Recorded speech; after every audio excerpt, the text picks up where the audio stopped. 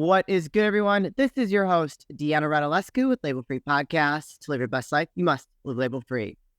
As always, bring you incredible guests from all over the world, so sit back, relax, and tune in. My next guest is founder and owner of Plant Your Energy with over 15 years of experience helping currently and formerly incarcerated individuals to change their thinking and transform their character. She's a keynote speaker as well as an author of Face Your Demons and Transform Your Life. Please welcome Cheryl Armstrong. Cheryl, welcome to the show. Hi, thank you for having me. Well, it's great to have you here. You have quite the story yourself. So maybe we should tell them, why is it that you focus on current and former incarcerated individuals, helping them transform their lives? The reason I focus on them is because I was incarcerated myself for 26 years. That's pretty heavy. Do you want to share with us why you became incarcerated and what that journey looked like for you as you have been now out, you're no longer incarcerated and doing the work that you're doing? Yeah, so when I was 16 years old, I drove the getaway car in a crime where 2 people lost their lives. Oh, wow. I was charged as an adult for my role in the crime and ended up being sentenced to 96 years in prison. And had the laws not changed across the country for juveniles convicted as adults, I would still be sitting in prison for at least another decade. Wow, that's pretty heavy. Now, when you were 16, what was going on around you that you got involved in such a terrible situation? You know, I spent a number of years trying to figure that out myself because I grew up with a good home life. I didn't have abuse in my history or any of that. I think that I ended up having a lot of time alone as a teenager, and then we moved to the city into a suburb of Denver. And I had all this free time on my hands. I got mixed in with people that weren't doing the right things. I started, smoking pot. I started experimenting with drugs. I started ditching school, and it just snowballed.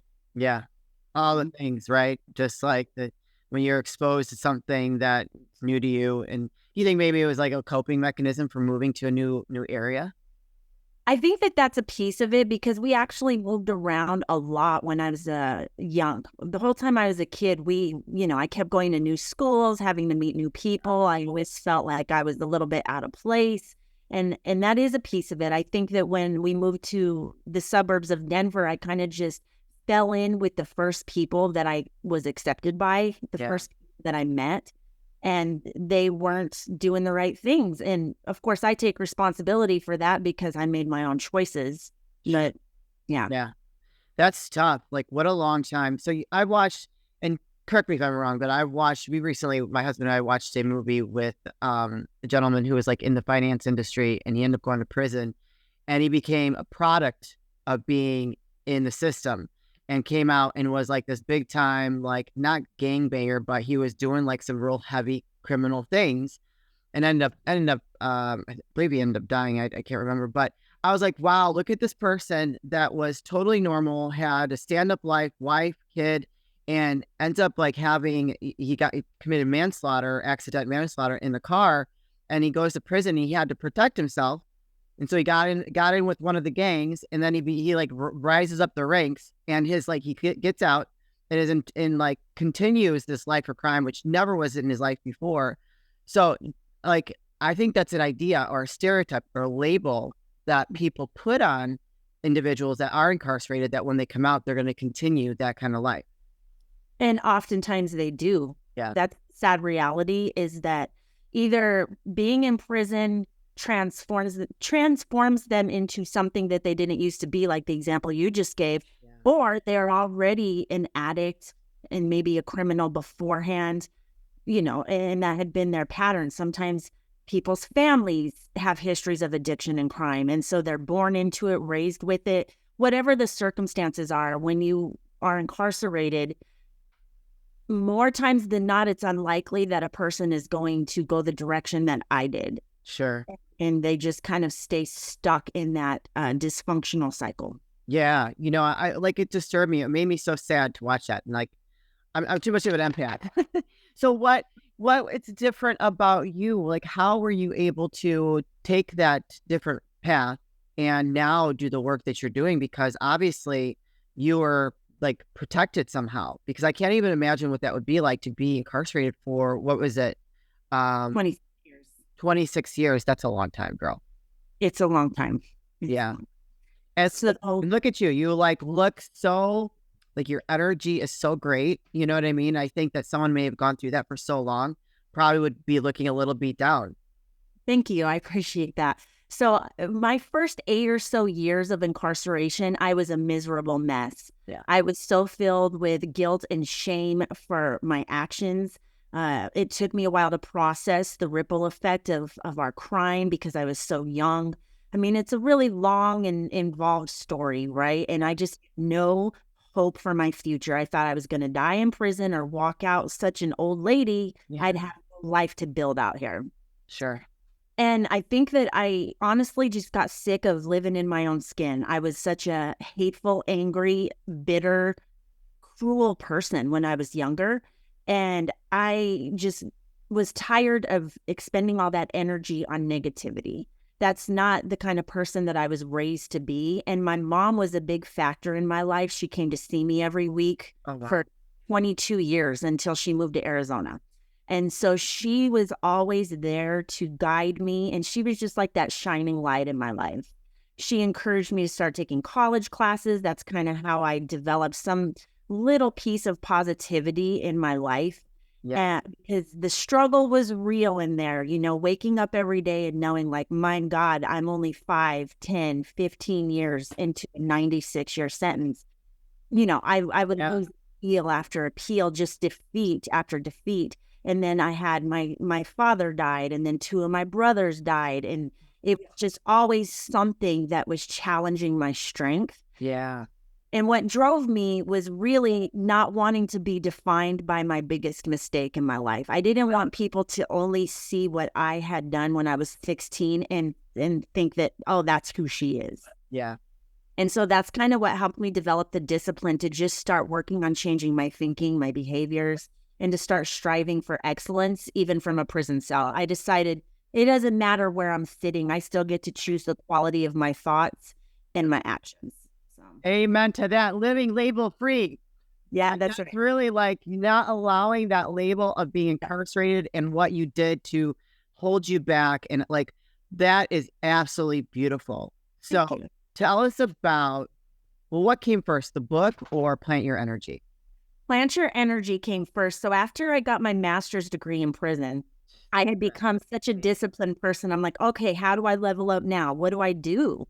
And at that point, I still didn't have any light at the end of the tunnel. The laws hadn't changed yet, none of that. But I still, at that point in my life, had that hope because there were some changes happening with the United States Supreme Court. And I thought, you know, if my time ever comes and I get this shot of freedom, I want to be ready. Yeah. So I had the idea for Plant Your Energy around late 2016, I believe. And basically, I started out selling T-shirts. My mom was on the other side out here. She helped me develop a website. She didn't do it. We hired a guy. Sure. And put a website together. And then I started selling T-shirts. I did the designs on them, got a logo. Right. We did the official stuff to start an LLC. Yeah. And all I knew was that I was inspired by the idea of planting your energy, which basically it's just a mindset about how you live your life. Every thought you're thinking, every action that you're taking has a ripple effect, and it's building the moments that are coming next for you. What do you want those moments to look like? You know, what is your why? Tap into your purpose in your life, and no matter where you're at, and no matter how toxic your thought patterns are, it is possible to make change. And so I did it myself. Yeah. It being incarcerated, like that is so impossible. Yeah. Yeah. Yeah. And so I wrote the book after I started the company.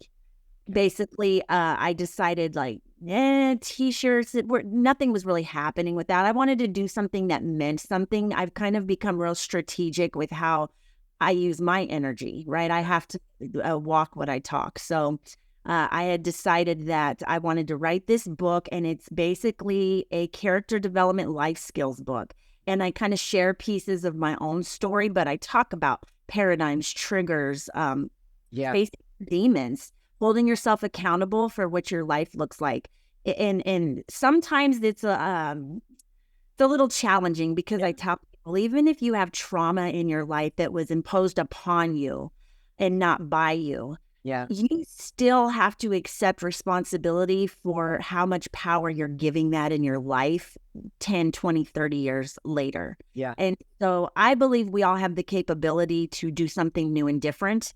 And so I turned the book into a class, which I have been teaching in Colorado prisons. I just sent copies of my book out across the country to about 14 different states. I'm working with a client that is going to help me get my program in more prisons and halfway out.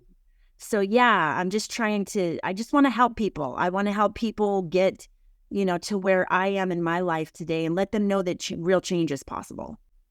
Oh, hi. It's your host, Deanna Radulescu with Label Free Podcast. I'm here to share an exciting opportunity with you. I've recently partnered with SecureVPN.io. They specialize in protecting your online activity, such as transactions, your online searches, your privacy protection, and it protects you from any data leakage from hackers out there that have access to your information. So please click the link in bio and take advantage of this special opportunity with SecureVPN.io. Again, this is your host, Deanna Radulescu with Label Free Podcast. To live your best life, you must live label free. I want to go back and kind of highlight that you got your master's while being incarcerated. I so many questions around that. Number one, were you one of many, right? Or number two, like there are resources like that for people that are incarcerated to better themselves while they're in there? So there was limited resources. When I first started working towards an associate degree, they had a prison program in the state of Colorado, because it's different everywhere, of course. Where if you had like a short sentence, you could take the classes for free to work towards the AA degree. I had to pay for my classes because of the length of my sentence. Wow. Luckily, I was blessed with a family that wanted to help me do that. So, after my associate's degree, though, I didn't have any financial help anymore as far as outside of my family. And so I wasn't going to continue. And I was really blessed with a family member who said, hey, I want you to keep going. And then when I got my bachelor's degree, he told me the same thing. He was like, I'm going to pay for your education. Why not keep going? And so I'm like, I got to do this. Yeah, for sure. So it took me 14 years from the time I got my GED sitting in county jail to completing my Master of Arts degree in Humanities. Wow. And my master's program was most of what I did was all correspondence courses. So I did it all by myself on my own. No teacher. Like I'd send my assignments to a professor, but I was just doing it all by myself. Wow, girl.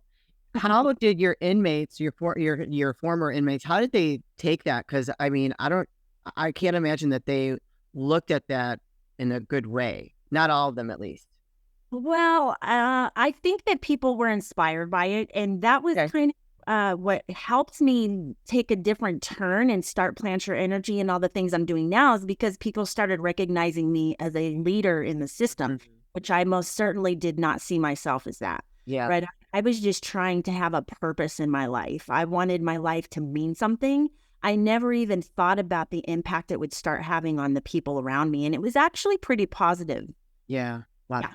That is just phenomenal. I just love this story so much because people have to understand, like, you really kind of are in control of how your life can turn out, even in a situation like this. So now tell us about like how you just said you're working with someone, you're going to be getting in other places with your program. Have you helped someone transform their life? Do you have stories you could share with us, or a story? So I actually just got the video footage this morning. I got permission to go back into a prison last year and do some interviews with some of the women who had completed my class, because I wanted to be able to share what the impact of the class was on them. And I've had people write me letters and contact me after they get out about, oh, you really helped me, with my self-discipline or my self-esteem, with the women especially. or to kind of get more disciplined or whatever it is that stood out for them with the class content.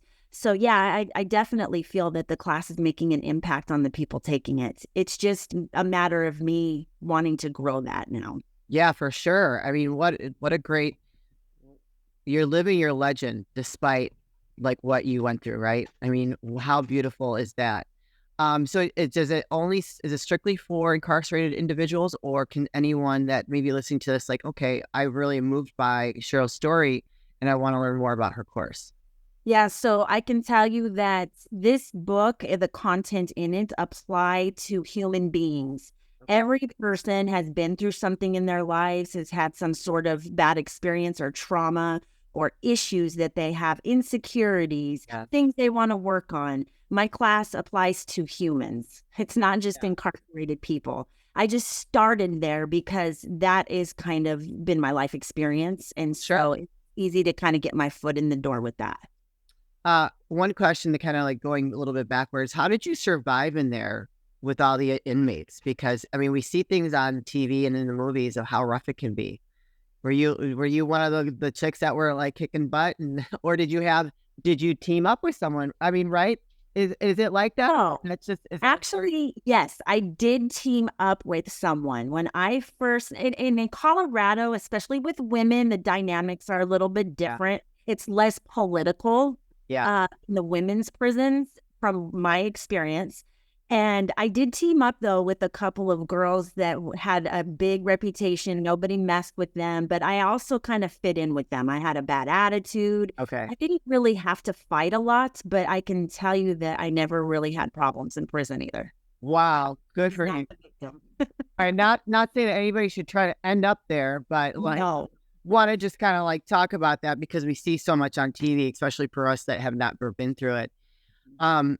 I am just blown away by your story, and I think that you're such a great representation of how resilient we can be as human beings, and that we are not defined by our past, present, or our future. It's truly in the moment that we can decide who we want to be and the impact that we want to have on the world. So I think that is just amazing.